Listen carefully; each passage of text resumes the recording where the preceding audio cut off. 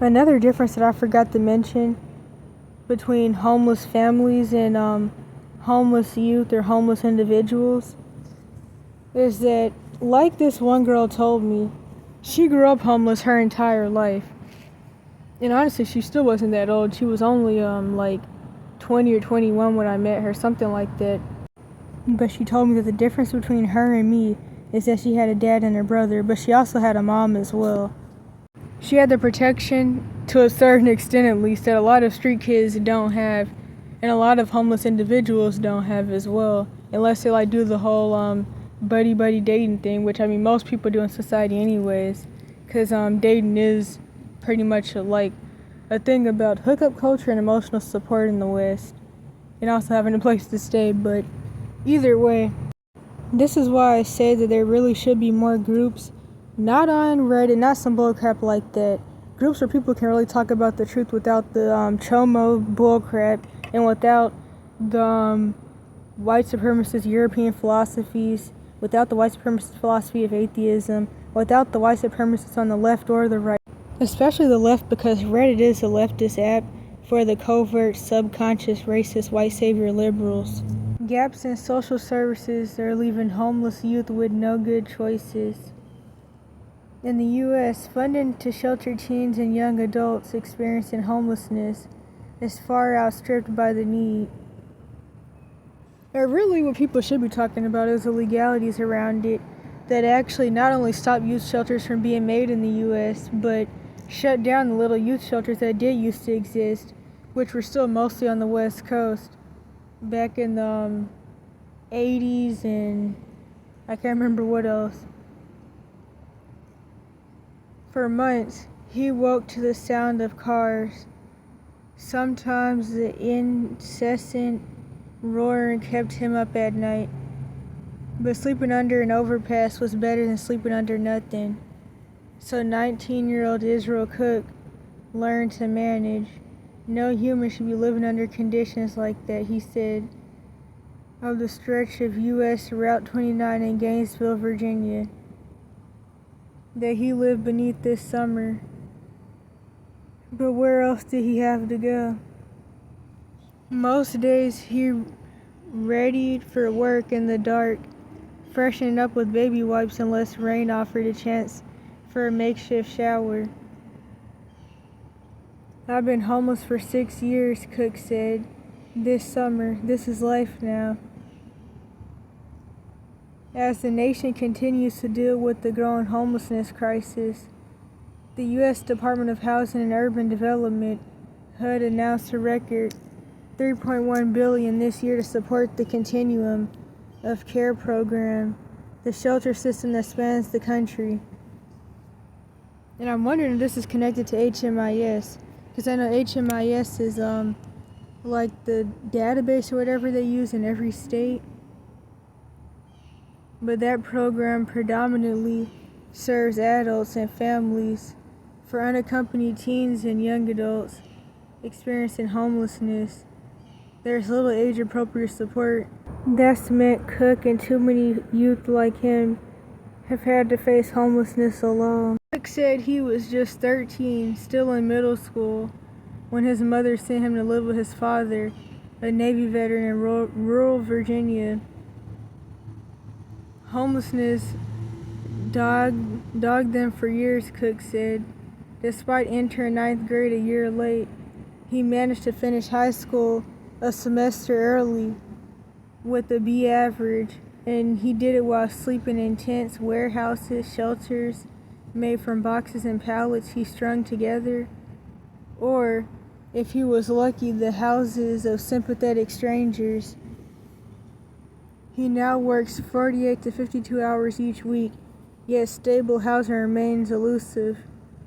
Cook makes about $2,400 a month, the fair rent price for a one-bedroom apartment in his zip code. As calculated by HUD, is more than $2,000 per month.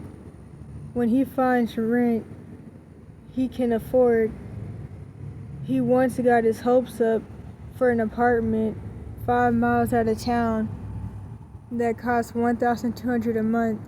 He's never found a landlord willing to rent to him. a lot of places don't want to lease to me because I'm too young and I don't have anybody to sign with me. In fact, I remember my mom used to talk about how a lot of places didn't want to rent to anybody under 25, or really even older than that. And I remember all my older siblings on my mom's side were kicked out at 14. So they fell into the usual cycles of having to go stay with chomos and staying with random people who are nice enough to actually let them stay with them. Although, as I always say, typically the people who are really willing to help people aren't safe and they're not really in the predicament to be helping somebody. But anywho, that and then the eventual cycle of just being dragged back into the abusive family system and becoming an enabler, flying monkey. Okay, wait a minute, where am I? Oh yeah, but I forgot to say the last part with that. My brother, who was, or at least by the time he was 17 anyways, he wanted to rent his own apartment. And he was trying to get his SSDI. I don't know who was getting it, I can't really remember. I think maybe our grandma at the time, or my mom's mom. But that's kind of another story, but overall he wasn't able to get anybody to rent to him. And sometimes people are able to figure it out and get someone to rent to them at least at 17, but sometimes even younger, but that's really if you get lucky. Or maybe if you find some type of landlord on some website or something somewhere that's not dangerous, but that doesn't really care as long as you're able to pay and that doesn't ask for ID. I actually had met a 19-year-old who was able to find something like that, but I can't remember on what site. But anywho, I think it started with a K or something. And though he can't say for sure, he suspects some landlords won't rent to him because he can't provide a current address. Honestly, he was able to manage to do the first step of finding a job and actually getting somebody to hire him. And I'm not saying that really is the end all be all, because obviously, as you can see, that doesn't mean much, but that's also a really hard step for some people. Not even because of drugs or anything when the person is using drugs. Honestly, I've seen many people throughout my entire life who are obviously on crack, meth, and heroin and a whole bunch of other stuff that still have a job because they've been able to get hired. It's really about getting somebody to actually hire you, it seems, not about anything else. And ageism could be a big issue. Also, not having an address. And the thing is, jobs aren't really checking addresses. They're really not supposed to, and they really shouldn't care. The only time they really care about an address is when they obviously know that you're homeless, or they can tell or they find out. Then they start caring about an address. Other than that, jobs don't even really care, and they really shouldn't. Also, the fact that he somehow managed to graduate high school, because it's a lot of people aren't able to. And then it's if you are a younger, or more so in the teen years, and you're trying to get a job, and places ask about your diploma or whatever, and you say that you're not in school or you don't have one, but you're at an age where they're expecting you to be in school, that also can cause a lot of issues. Because it's if you're younger with a GED, when it comes to discriminatory stereotypical people, they're were you never in school? Have you never been to school? Because you still should be in school. And it's a lot of stuff with that. Also, the fact that it's really, really hard to even get a GED underage if you're not able to get a diploma. I got lucky with that due to being in GA for a little bit and having to beg and all types of stuff to even get my mom to enroll me in the program, because she really didn't want me to get a diploma. It's he did graduate high school though, but a lot of people aren't able to, not even because of being homeless, but even in their previous abuse situation, before they got dumped out or had to escape, they're typically not able to be in school, but that depends on your own specific abuse situation. Okay, wait a minute, where am I? Oh, calling 211, the national hotline that connects people with essential services. Only led Cook on a multi-hour long wild goose chase. The hotline agent ultimately referred Cook to a few adult homeless shelters more than 15 miles away, an impossible distance considering his primary mode of transportation at that time was by foot.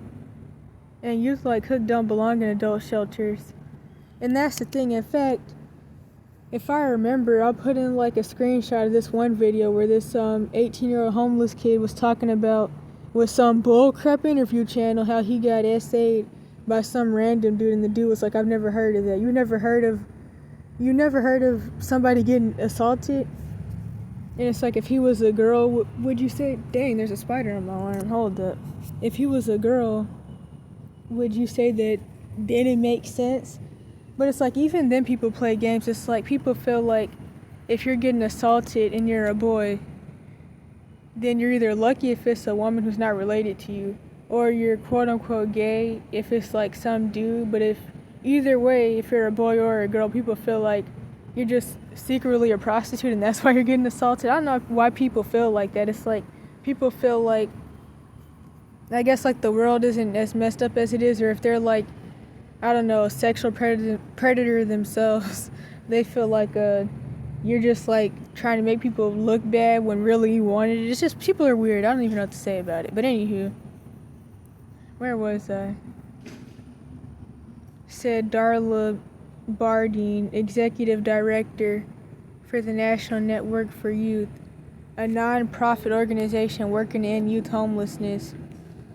Not only do adult shelters often fail to meet the specific needs of young adults, she said, but they can also be dangerous for young adults sleeping and living alongside people decades their senior. Didn't they know he was 19? That's crazy.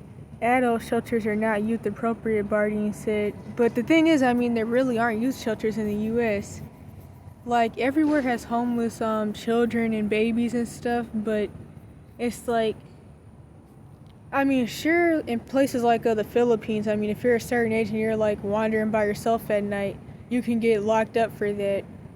Although it's more about anti-poverty and anti-homelessness than really just like adultism. But at least in all these other countries, they actually have places or shelters for the kids. I'm not saying that they're good or that they're safe. I'm definitely not saying that. But it's like, the U.S. makes being a homeless youth, or a homeless person under 18 especially, although youth is up to like 20 something, but they make it illegal, but they don't want to put up youth shelters because due to adultism, people just feel like, well, especially if you're under 30, or even if you're under like 30 something, then you have a place to go and you just did something to get kicked out because you're bad and grown, or you just left and you need to go back.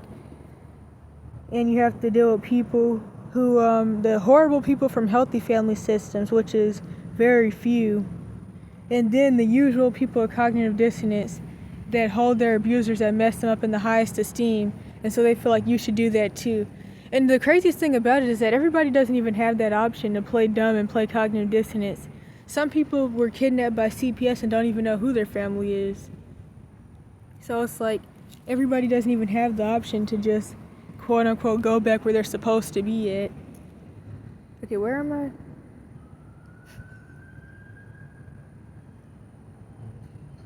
I don't even know where I was at. According to Bardeen, the best place for a young adult in a situation like Cook's is a youth-specific shelter funded by the U.S. Department of Health and Human Services, or HHS. Young people need youth-specific programming that understands the brain and is developing, that understands the brain's developing until you're 25. But then some people say the brain never stops developing, although I do know that even the your brain doesn't stop developing until 25 or 26 argument is also pushed by adultism and people who are abusive. But it really seems like all these brain development arguments are really all pushed by chomos and sexual predators and stuff. It's never really in the favor of the younger person. Nothing ever is. But as mature and smart as Cook is, he's still 19. He's still making bad choices as all 19-year-olds do because his prefrontal cortex is not fully developed. I do wonder what the bad choices are. I don't even really think that this should even be said to try to make an argument for why youth services should exist. I feel like if anything, this just, I don't know. I don't even know how to put it, but I don't like it. I feel like it's the usual ageist stereotype. He needs support that is developmentally appropriate using a positive youth development approach and trauma-informed care. But the reality is, though, shelters are never going to be safe no matter what age they're for. I mean, really, no institution is safe, but I could definitely say that, like, I personally rather be in a youth shelter than be in a shelter full of, like, people who are 40 plus with the usual brainwashing, the I'm grown complex, and they're sexual predators and a whole bunch of other things. Not that I haven't, like, seen instances with youth shelters where, like, there wasn't sexual predators who were older, even maybe younger, due to, like, different trauma and stuff. They're just, like, getting possessed due to substances they use. Like, I remember in NY, to summarize this story, there was this one boy, I mean, he was still too old for me, but he wasn't that old, I'll say that, but that's not even the thing, though. The thing is that he was, his doctor was giving him promethazine on purpose, of course, because he gets paid to, knowing that he was, like, addicted to it, and so he was, like, trying to give it to me, and I was like, I've heard of that before, but I don't really remember what that is, but I definitely don't want that. And that was at Subway, or outside of Subway, actually, because the Subway owner didn't, he wouldn't let me in, because I was homeless, and, yeah, anywho. So, what was I about to say? Oh, yeah, he had a girlfriend, though. He was literally at the Subway eating with his girlfriend, and he was, like, trying to, like, manipulate me into some bull crap every time she turned around. And then, like, her and some other girls, they wanted to, like, try to talk me into staying at the shelter, but I didn't want to. It was honestly more risky than sleeping on the streets of New York. But it's funny, though, because it's like, I could tell by some of the stuff that the staff were whispering to each other, and just by, like, some of the mannerisms, that it did seem like the girls just wanted to, like, try to talk me into staying at the youth shelter so they could, like, do something sexual with me. But it's like, nobody's really safe. People think it's not even really just, like, a certain gender or age group. Like, I've had people who are definitely, I don't know how old, but definitely years younger than me, try to pull stuff like that. So it's kind of like whatever, but I still rather stay at a youth shelter, though, for a lot of reasons. One, because I'd rather be around people my age or close to it in general. Okay, youth development, no, I think I already read that. Fund youth shelters or also provide transportation. Where are these shelters even at? Because I would love to see that. And have staff to help young people develop life skills such as budgeting, forming goals, and navigating social services, she said. Like, even when I was in the West Coast and, like, I found out about youth shelters, specifically in Portland, not in Cali, but in Oregon. I didn't see anybody giving rides or anything, so it was like, nationally there are 31,478 federally funded beds dedicated to youth, including those supported by HUD. That number doesn't come close to meeting the need. Each year, an estimated 2.3 million unaccompanied teenagers and young adults experience explicit homelessness, usually meaning that they are sleeping on the street, in shelters, or in cars. And another thing is that to really be able to stay at a shelter, you're going to have to lie about your age. So it's like, but I feel like it's only worth it if, like, the weather is really bad, but other than that, it's really not worth it. It also could be risky, and that's why I say, really, with the youth shelters as well, it needs to be set up to where, like, you can stay there regardless of what your situation is. Because, like, let's say you're in a Cash for Kids system Munchausen situation, and you have missing persons reports out about you that have all types of mental labels listed that would have you labeled as, one, a liability, but two, as somebody that needs to be sent back, quote unquote, home because, according to what your abusers say, you're dangerous or whatever, you're retarded or whatever. There should be youth shelters that'll take you in regardless of all that smear campaigning and not care about the mental label bullcrap in general, or trying to drug you if they do let you in by saying, well, we'll let you stay here, but we're still going to want to drug you because, just in case, because you're a liability. It's like, it shouldn't even be like that. Also, they shouldn't, like, try to report you and call the cops and try to get you sent back somewhere. And it should be open for all ages, because, I mean, you don't just become homeless when you're, like, I don't know, 16 or something, or, well, 13 either. You're typically going to become homeless before then even, or at least a lot of people do. So it should be for really all ages. They should probably be separated though, based on age, but you shouldn't have to be a certain age to go to a shelter.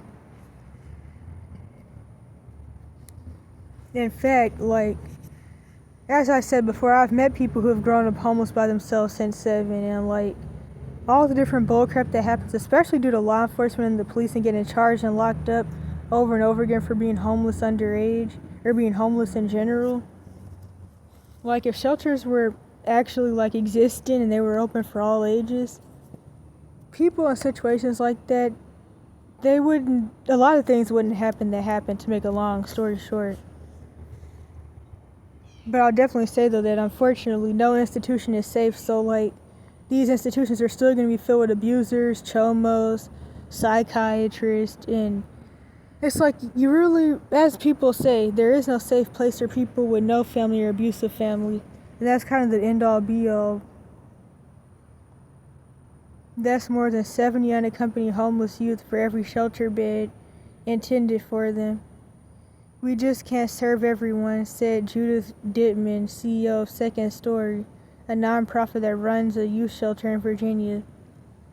Israel Cook, 19, slept below a highway underpass in Virginia for lack of better options. Shelters for unaccompanied homeless youth are in short supply nationwide. Photo courtesy of Israel Cook. So where might Cook go? There are no good choices, Dittman said. And that's another thing too that I was going to talk about in the video I was supposed to make a long time ago, about the white addict projection, or what I was really going to more so call the what was I going to call it? Originally the West Coast projection, but it's not even a West Coast thing. It's like, really, I could just say the white addict projection. But another thing I noticed with that is that not even just like interview people, but these different organizations that run around making documentaries or getting like homeless people to talk about their experiences, and like they record themselves talking about how they're going to quote unquote help some homeless person, but it's like they run straight for the white people on hardcore drugs, but they ignore the people. I'm not trying to like blame anybody for using that as a coping mechanism. I do want to say that, but like, they run straight for those people and record them, and they know what they're doing. And these are typically people who went to rehab themselves, and so now they have this mindset that because they were on drugs, everybody is or was on drugs, and that's why everything bad happened to them, even though there's a reason that they got on drugs. Like, I literally had a lady who was doing this recording bullcrap with some street outreach organization come up to me, and she was like, I went to rehab and I was on drugs, and she was like, so are you on drugs? And I'm like, no, I'm not on drugs. And of course she was white, so the white addict projection. And she was like, so then why are you homeless, and is it because of rent? And it's like, it's not even, I mean, that's the issue too, but it's not even because of that, it's because of other stuff. Like, the same reason she got on drugs was because of other stuff, but she wants to ignore all the family system bullcrap that obviously happened that led to that. And then people will say people want to blame other people for their issues. It's not even about blaming somebody. Obviously, even though they went to rehab and got off substances, or got off the substances that are considered bad, so they probably still vape and smoke cigarettes and drink alcohol. But even though they did that, they still obviously have no accountability. In fact, it seems like people who go to rehab that are part of what I like to call the white addict projection have less accountability than even the people who are still using. It really is both all equal, if that even came out right. But it's like, everything has to be about drugs for them. What point was I getting at? Oh yeah, but the point I was getting at though is that they record those people, but they ignore the people who aren't on substances. They ignore like all the youth resource centers around in the youth shelters. They don't run around recording the homeless 14-year-olds or 12-year-olds or the homeless, I don't know, the homeless youth in general. They don't record the people who aren't doing any of that stuff. The people who still, like, not that it's a bad thing or that it's the person's fault that they necessarily lost hope, but like, they don't record the people that still believe they're going to get out the situation, and the people who still have hope, and the people who, what was I about to say? I don't know, like, for example, the foster kid who's dumped out but is 18, or maybe isn't even 18 yet. They're like, I don't know, 15 or something, and they're trying to get emancipated, and they're being shown the youth resources for foster kids, and they're like hoping they're going to figure something out. Or maybe they're young and they already lost hope, but they're still not on substances yet. Or maybe they are on substances already. So like the people who have been on drugs since they were 8 or 14 or whatever, like hardcore drugs, especially with like these types of areas with these serious issues. They don't record those people. They go straight to somebody who is severely split and fractured due to trauma and severely broken. Not that that's their fault, but they like record those people and they know what they're doing, because then those are the videos where people make comments, which of course people are going to say this stuff regardless because they don't give a crap and they're evil and prideful. But still, people make comments saying, what's the thing people say in Cali all the time? Homeless, mentally ill, drug addicts, give me back my taxpayer dollars. Things like that. Not that people would care regardless of who they really recorded, but it's like they're controlling the narrative and they're trying to push a certain narrative. The reason there are so few beds for youth is the limited funding for them. That's not even really the key narrative. The key narrative is the laws that have been passed that shut down youth shelters on purpose and the adultism. That's the key narrative.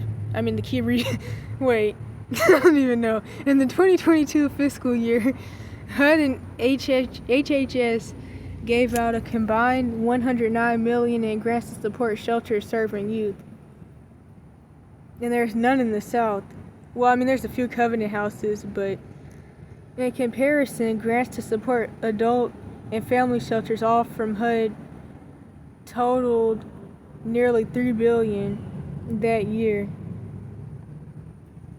And another thing is that I feel like homeless youth should be able to stay at family shelters. And I mean, some places are nice enough to where they will let you stay at a family shelter, so that way you're not like in the most risky shelter you could be in. But it's like some places really don't care about that. And I feel like it should be like that because it could be a lot safer. And I'm not just saying only if the person's like a homeless youth who's a female. I mean for males too. But of course, I mean, they're not going to want to do that. But it's still stupid though, because it's like, I mean, the family shelters have dads living there. They have single dads. So it's like, but people are really funny. But this had more fun, and there would be a program in Gainesville, Bardeen said. The way Congress earmarks support for homeless people, she said, represents a massive disparity.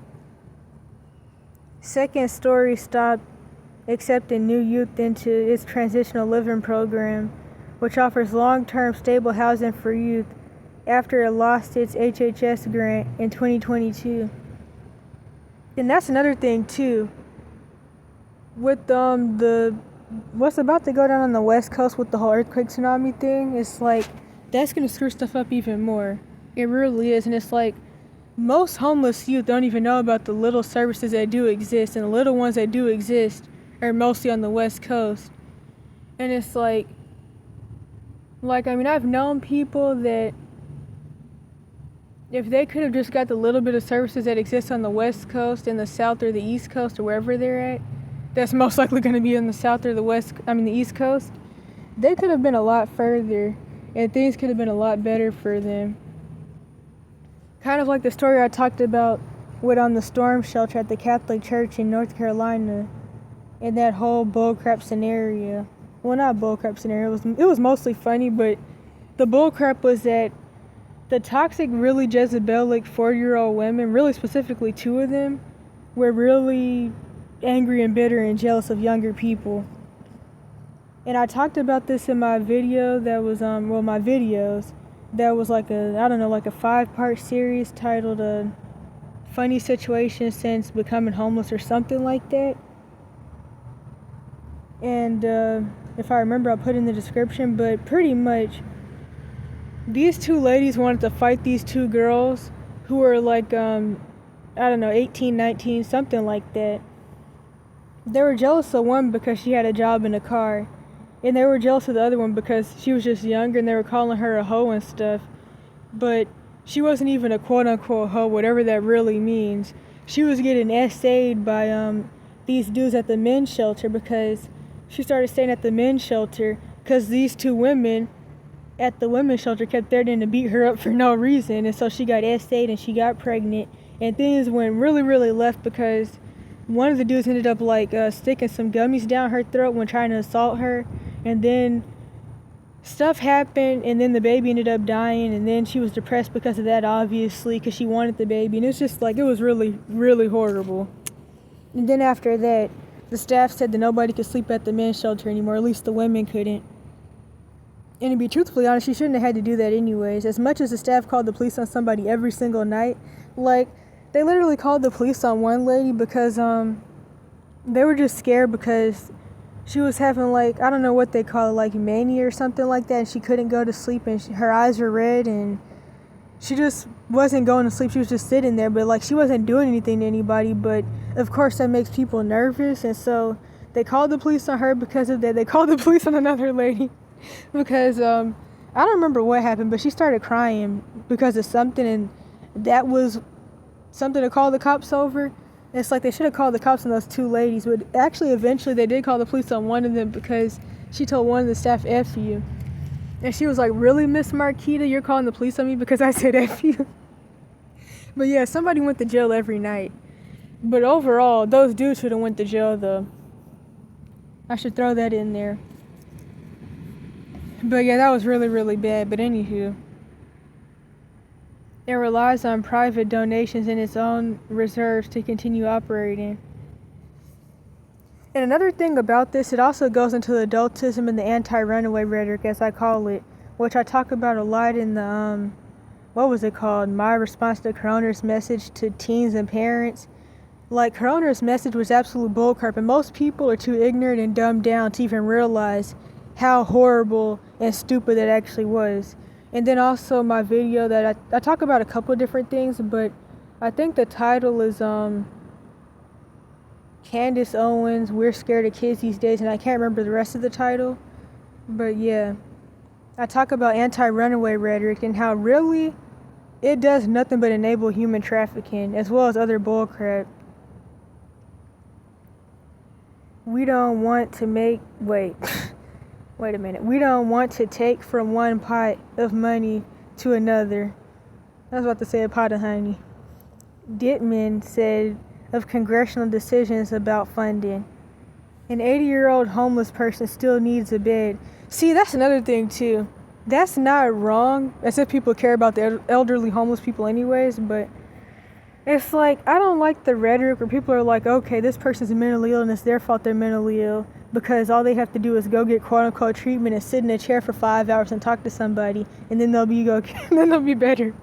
And that's why they're mentally ill, because they refuse to get help, so they don't deserve help. But this person who, I don't know, is 40 does deserve help, and then this person who's on drugs doesn't deserve help. Although I will say, I did notice in Cali that while still nobody would like help with housing or anything, it did seem like if you weren't actually like a part of the white addict projection and you weren't like on drugs, then places actually liked you less because they couldn't take advantage of you as much. So if you weren't 40 plus and on drugs, they didn't want you around pretty much. And I'm talking about organizations when I say they. But anywho, I like to think serving young people cuts off the pipeline of chronic homelessness. And this is what I've been saying for years. People really don't understand this. If it wasn't for the homeless youth, there would be no homeless people at all. If it wasn't that like a 7-year-old is told, okay, wait till you're 18, and then when you're 18, you're told, okay, you're still too young, wait till you're 26, then you're told, okay, well, you're still too young, wait till you're 30. If it wasn't for that, the homeless issues that have existed throughout all these many years wouldn't even exist at all. Stuff that's about to go down as far as America/Babylon's coming judgment. A lot of people are going to end up homeless, but I'm not even talking about that. Mainstream homelessness is caused by a breakdown in the family system. It's like people focus on homeless families, but it's like homeless families still have families. They still have the hope when it comes to that. And I'm not saying that they don't deserve services, but it's like people focus more on homeless families and like a homeless 7-year-old with no parents. Because of course they should just stop being bad and quote unquote go home, or they should, I don't know, people say, well, CPS or the police should do something. Police are going to say it's not their job. CPS, they're only going to do something if the parent is homeless too. Because kidnapping kids from homeless parents who have done nothing wrong, they're easy targets. But other than that, CPS, that is being homeless. Being in CPS custody, you're going to be homeless. You're going to be either full-blown homeless or you're going to be getting trafficked through different institutions. And most likely they'll send you back home, which would still be better than being in CPS custody. But it's very unlikely for them to do something but blame the victim. And it's not safe anyways. It's actually more unsafe than being outside. Research estimates 85% of people who experience long-term homelessness, defined in the study as longer than 12 months, come from the youth to adult pipeline. A single chronically homeless person costs taxpayers on average more than $35,000 a year, according to data from the National Alliance to End Homelessness.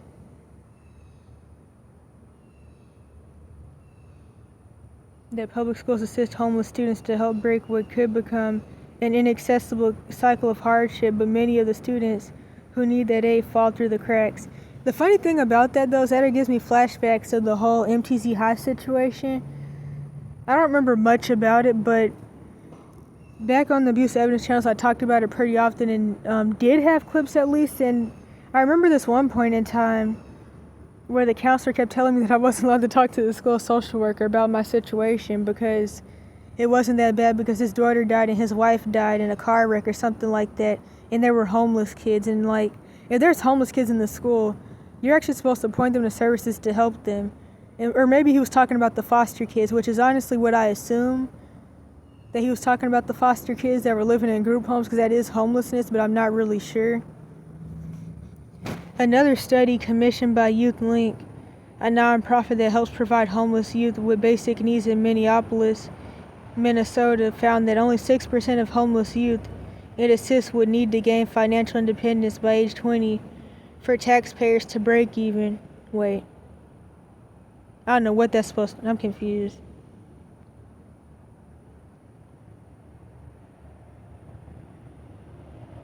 Okay, wait a minute. I think I get it now. I was really confused. I think I'm reading it too fast, though, which I do pretty often when I read stuff in videos. There's so much research, Bardian said. It's like invest in youth now and save money later. It's like the numbers are there, the data is there. And like I mentioned from some video I watched about homeless youth that did some study, can't remember what video it was, but one of the program founders or whatever said that people who have already been homeless by 24 are more likely to be homeless at 48. For Cook, what 6 years of homelessness showed is how frustratingly hard it is to escape without government help. It feels like I'm doing everything right, he said, yet the difficulties still feel endless. And this is the thing. There is no system put in place to help anybody. I won't say if this is the only way, but I will say that the only real help from outside that I could say you could get would be from an individual person. Other than that, it's kind of whatever. If you've been homeless for no, I think I already read that. Did I? I don't think so. For more than 6 months to a year, you can't get out of it. That's your life unless a miracle comes. And that makes me think about something else I noticed. When I was in Cali especially, even here, but I would say that, well, no, I feel like that could be a video of its own. I don't really want to go into that rant. So I'll say in Cali, I met a lot of people who had their own housing and stuff and only recently became homeless. But the moment you become homeless, especially in areas like that, you're automatically a mentally ill drug addict and a bum. And it's being used by the systems and the different organizations actually makes things worse for these people. And it's somebody that's only been homeless for a month or 6 months or whatever, that gets dragged out. It kind of reminds me of how people say they became a street kid at 13, 14, and then eventually they made it to 18 and they were able to lay low. And then when they looked up, they were 23, and then when they looked up, they were 35. And then they were 40, and that's pretty much how it can go. Or at least a summary without talking about all the side details and all the side things that happen. In October, he felt he'd finally gotten one. That furnace letting him live in what used to be an antique store that had fallen into disrepair. It took Cook 3 weeks to get the plumbing and electricity working, but it's a place to stay. For the short term, I suppose, Cook said. And that's the thing, though. Another thing about this is that people weren't even designed to, like, have no family and have no support. Like, in cultural places that aren't, like, too trifling, you're not really just supposed to get thrown out. At least not culturally. People still do it, but it's not supposed to happen, obviously. And then it's like, you pretty much stay with your family stays together until you're married, or even once you're married, everybody moves in. Just like I talked about in I don't know what video. I was reading this book, I can't remember the author name, but I'll put it in the description if I remember. And it was called The Outliers, or The Outlier Effect or something.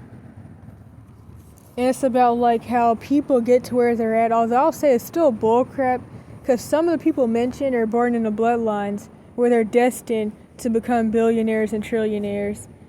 But I will say, though, that this one part where it talked about how this one community didn't have depression and, like, stroke and heart attack rates like other places, they, I don't know what was I saying? I think I was saying that, it talked about how the reason that they were healthy is because families stayed together up to like the third generation or something like that. Like the great-grandparents lived in the house, the grandparents, the parents, the kids, the grandkids, stuff like that. But also another side to it is that due to the fact that families are toxic, people are either being dumped out or they're being kidnapped by trafficking organizations, or they're born into a trafficking organization, or they're having to escape. And so then there's that too.